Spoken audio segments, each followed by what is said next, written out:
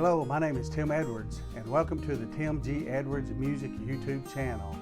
Don't forget to subscribe to this channel so you'll be kept notified when new video lessons have been uploaded. Today's lesson is how to change the strings of an acoustic guitar.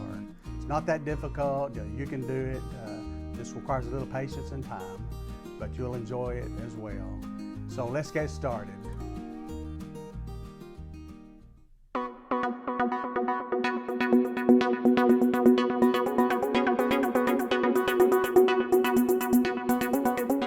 Be sure and place your guitar on something soft. You can place it on the carpet on the floor. This is just kind of a padded table here, and it's good sometimes to maybe put something underneath the neck to hold it up and to brace it up. But I'll kind of show you what I do from time to time as we change the strings. So when you're changing your strings on the acoustic guitar, of course you'll need a pack of strings. I usually use Lexar. You'll need a pair of cutters to cut the strings. Here's a key winder that you can get. This key winder has the piece on here where you can pry up the pegs. It also has a little cutter on here, but sometimes they're so small I just soon use a regular cutter, and then maybe a microfiber cloth of some sort to kind of wipe it down once you get all the strings off on that. Okay, so we'll first thing we need to do is take the tension off all the strings on that before we can kind of remove the pegs that you see over here and so forth on that. So let's do that first. So what we do is take this this key winder here, and I'll try to arrange the guitar where you can kind of see it. See what I'm doing here.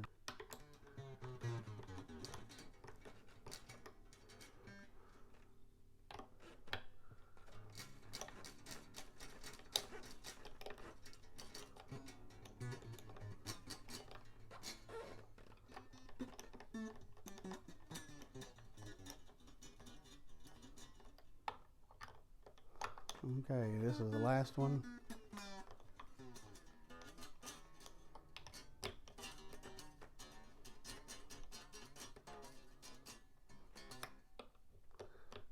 Give these a little bit more reduction here. All right, so once you get these taken off, you can go back to the pegs. You can either take them off here at the pegs first, or you can unwind them here on the key side. But we'll go ahead and just take the pegs, lift those up, and there's different ways. Most guitars have these pegs that hold the strings in place. Some guitars, like my Ovation that you see me typically play, there's a hole that you actually thread each string in.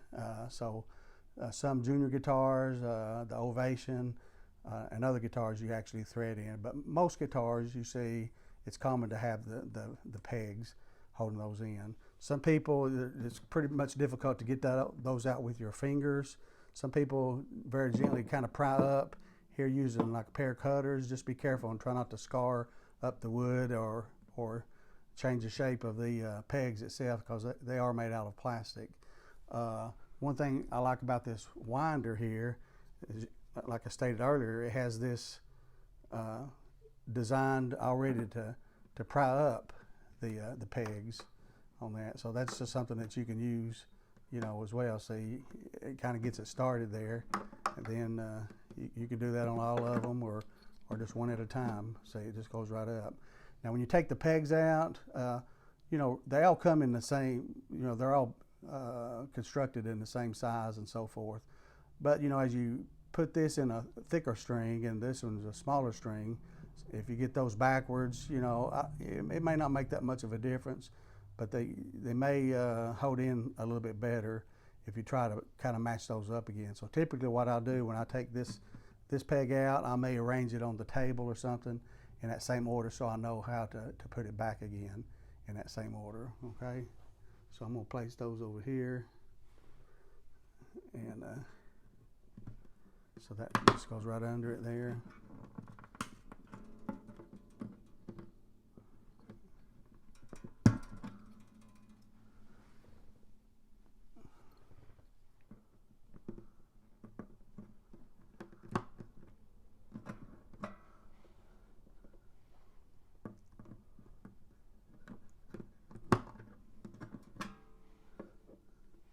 Okay.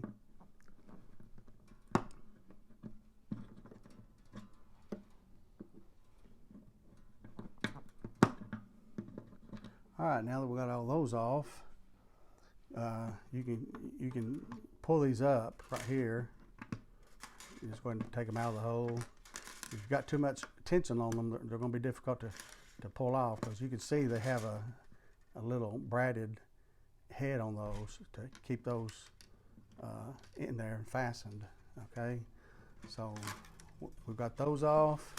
So I'm going to show the other end of the guitar. So some people will take one string off at a time, so you won't have to kind of deal with what I'm dealing with here, you know, the mess. You just take one string off completely, the peg, so go back and forth from a peg to the keys. But you can just simply unwind these instead of using that, and they're easy to come right out. Now make sure you keep up with these strings. Sometimes these smaller strings will get lost in carpet, and especially if you cut those. And I might make mention of that. So a lot of people change their strings, use different methods. Some people cut the strings here over the sound hole. Once you relieve all the tension, cut them here, you know, and then take off this half and then the other half, and that's fine, whichever way. But if you have the type of guitar like the Ovation that I was talking about earlier, where the strings have to be threaded in, then you pretty much don't have a choice but to cut those here, because you don't want something like this that you can see trying to pull that through one of those threaded holes, because then it could damage the wood, as you can see. All right, so we got two of these off.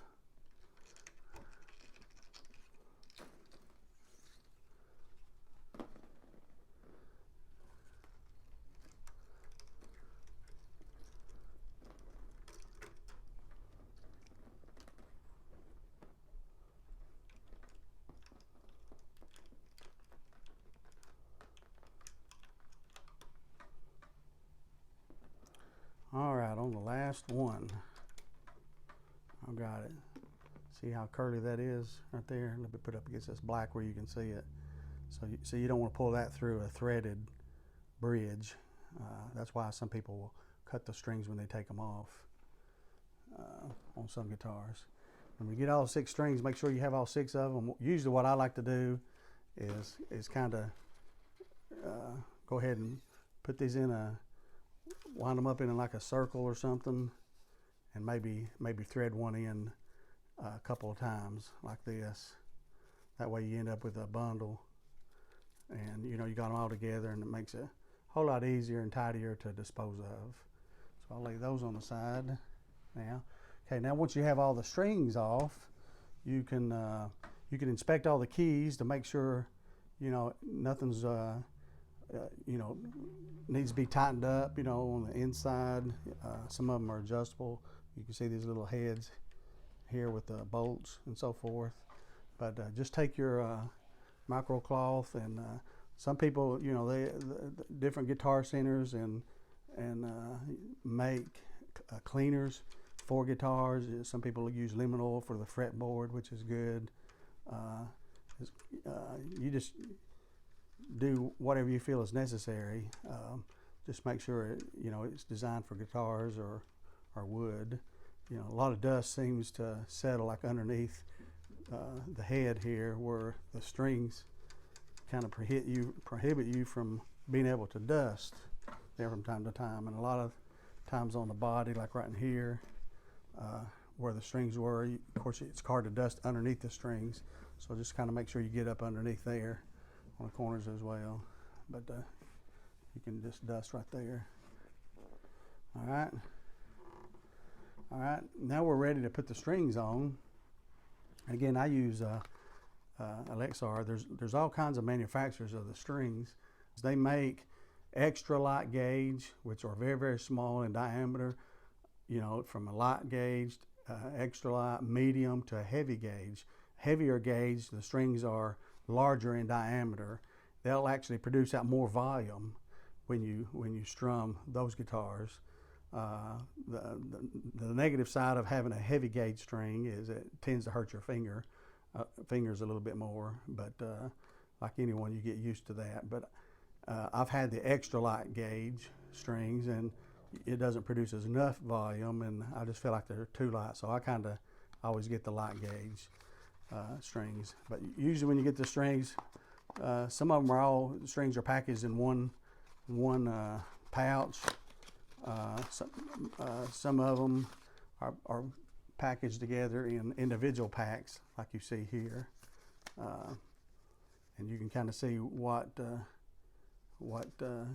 string goes on what. And you can always reference the back of your box, and they'll kind of tell you, the E string, B, G, D, A, E string, what diameter it is, and so forth. Of course, it's pretty obvious, when you find the largest box or the largest string, that's the high E. Okay, right here. Okay. So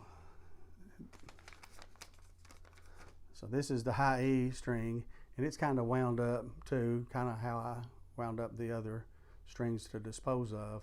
Be careful when you're unwinding these. These little tips here are sharp. You just want to make sure your face and eyes stay clear of that. Just unwind it a little bit at a time, and then you can kind of back away and it'll unravel right here with you. Just kind of hang on to both ends if you can. And there you got it. So you kind of see the tip of the end here. It's got that braided on piece here. You can kind of see it right there. So this just goes into the peg hole here, and I'll show you. And just take the same one if you can. Now if you look at these little pegs, I'll try to get a close-up with you right here. Hold it up. You can see these pegs have a groove right here, and it's kind of tapered. Okay, it's pegged smaller at the bottom, and then it gets a little bit larger in diameter as the top. That way, when you're pushing the peg in, it's going to get tighter as you push the pin in. And the purpose of this braided stopper on the end of the string is to keep the cord in. So when you put this string in, you put this in the hole first, maybe put that groove facing toward the tuners, and then you just kind of push it in like that. Okay, and then you want to pull it. You feel it loose there, but you want to pull it up to the bottom of that pin, and then you have it in place. Okay, so we'll go ahead and do another one. We'll go ahead and put all 6 strings on here on the bridge side. Okay, and then we can zoom in when we put the strings on the keys itself. All right. So we're going to take the groove side of the peg, put it on the inside like that, just kind of and then hold it down and pull it. Okay. Okay, so we'll get the string number 4, get our peg,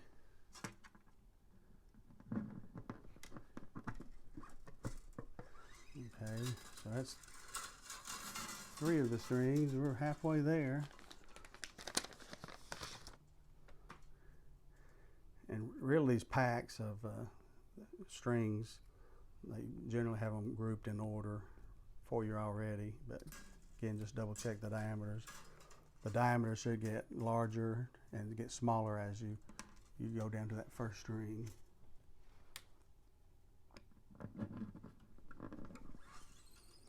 Okay. Now we're on string number 2.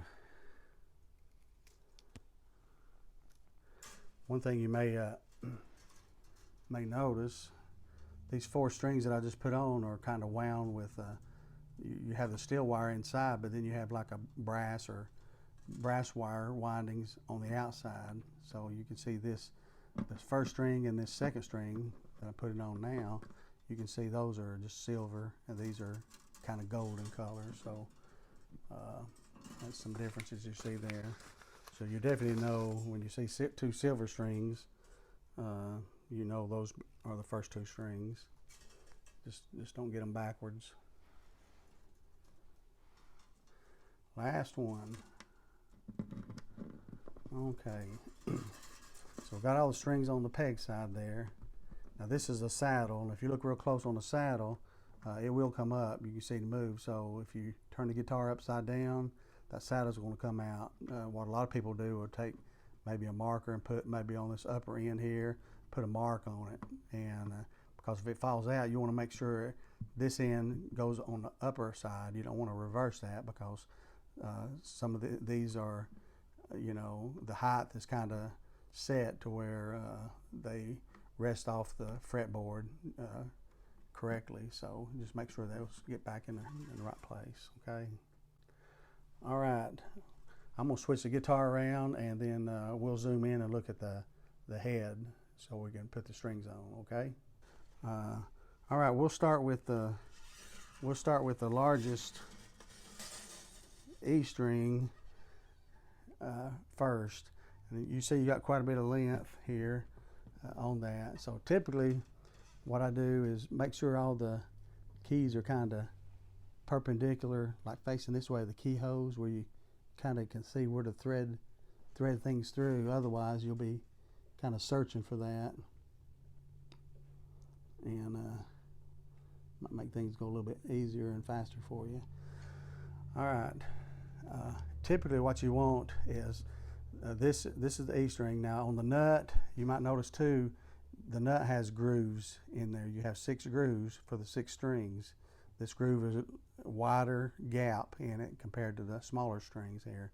So just like the saddle, you want to make sure that each string rests in those grooves on the saddle and bridge area, as well as on this nut here. Okay, so before it gets super tight, you need to make sure it fits into that the nut groove there. And typically, a lot of people will string these different ways.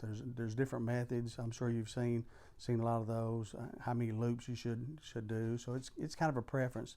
The main thing is that the strings don't slip in there. If you don't have enough windings, turns around the peg, then the string could possibly slip, could even come out. You know, if you have too much, you know, the strings are going to start overlapping each other and cause an undue pressure on the string, and it could break easier. So it's a kind of happy medium place there.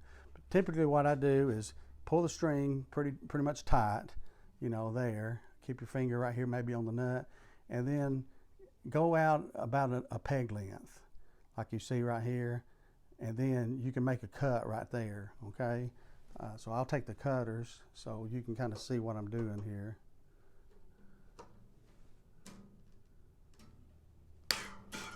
Okay, and discard that string. Make sure that string that you just cut off doesn't get lost in your carpet if you have any. So now you can kind of see we have just a little bit here. So really the easy thing to do is thread it. You always want to thread strings from the inside out. Okay, so this string will be threaded through the inside. This one will be on the inside, and then when you get over here on strings 1, 2, 3, inside out. And that way all the strings are not touching each other, but you don't want a string to come way over here on the outside and try to wind in on each other. So strings all go in and then out. And to tighten them up, you're always going counterclockwise on these. Okay, and on these other ones are going clockwise on that. So thread your first E string in, but just have very little sticking out. Okay. And then if you can put a little crimp in that, you can, or you can just start cranking it. Okay, so let's see let me get the pillow moved out of the way. I'm trying to do this where you can see it easier. Okay. Now when you start turning your key, make sure it's turning in the right direction. You can see it's winding on the inside. If you turn this way, your string is going to be winding on the outside. So as I stated earlier, inside out. So you just keep turning it. When it gets, you know, good 90 degrees, you can actually crimp it a little bit, kind of hold it in place. Be careful, that will stick through your finger, and especially when you get to the smaller strings. But just kind of hold this tight right here. Let me get in a better position here. Okay. when you get it turned, once you get it in place, you want to make sure your first wind is above the end that you cut. Okay, that's just for the very first one, above the end you cut. And then as you wind it up, when you get to about where that hoe is again, make sure it's kind of underneath the string, and all your remaining winds will be below that wind. So, okay, you see this right now, you can kind of see that that wind is below, okay? All right. Can't hang on to the neck here. I'm not in a good position. I just want to be able to show you, keep my hands out of the way. Okay, so you want to make sure that that string is in the 6th groove of your nut, and then you can just tighten it up just little by little. You don't have to get it to tune or anything, just long enough for it to hold the string in place. So let's look at the 5th string. You go here, you want it about a peg length away, then you can cut it. Okay, you'll feed that through. Okay, just feed it through just enough to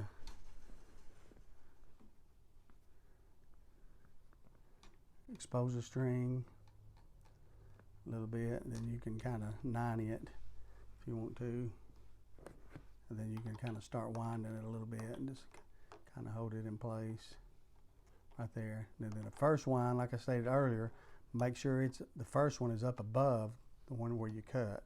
Okay, sometimes I don't want to pop out until you get a wind on it. Wind on around, and then you want to make sure subsequent winds are down below. Okay.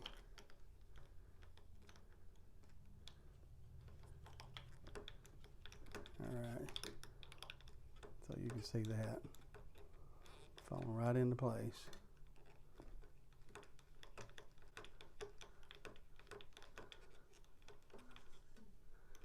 Okay, make sure it's in your right groove on the nut when it begins to tighten up. Make sure your peg is pushed down on your bridge. So you can see there you got 2 or 3 winds. You got the one wind up above and the 2 or 3 winds down below.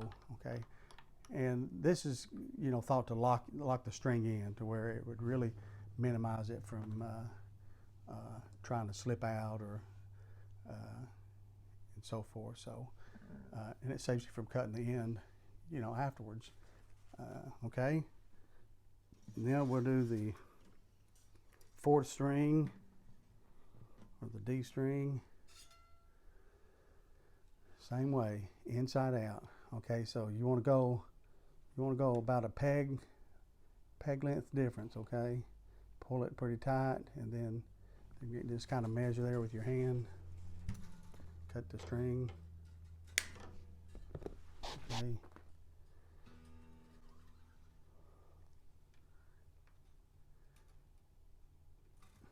All right. Once you get a little bit of it sticking out like you see there, you can kind of crimp it. Just be careful and don't push that through your finger, because it would hurt a little bit. Let's get that winder. Let's get it started. Heading in the right direction first. Keep a little pressure on it. Okay, remember the first one goes above where you cut there. You can see that's going above. I'm sorry, I keep moving the guitar so much, but it's just I'm not in a real good position to hold it straight in order for you to see that what I'm doing. And okay, once you get that turning, just make sure your subsequent turns are below the this part right here. There we go. Okay. Just look down at your bridge and make sure that peg is staying down as you tighten that up a little bit.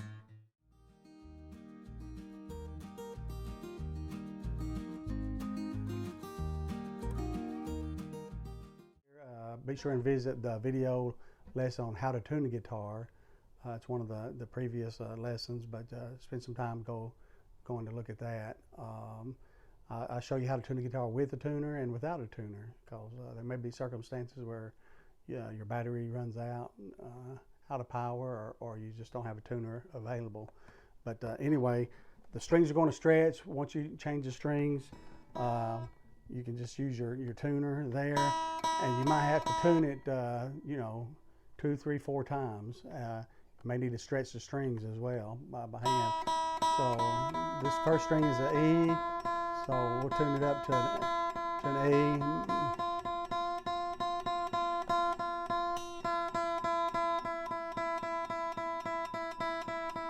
Sometimes when you first put them on, it's tuned up a little high. Second string's a B. I'm going to tune them up just a little bit high, knowing they're going to stretch. Third one's a G. Then we got the D, A, and then a low E.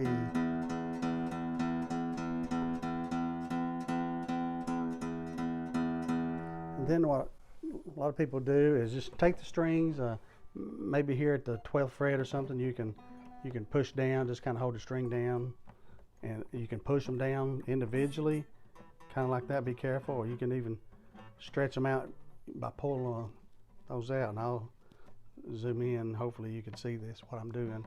So you can just kind of pull gently on the strings. Don't pull real hard. It could possibly come out of the peg, but there's a lot of tension up against those pegs. But just kind of stretch the strings, then go back and tune it again.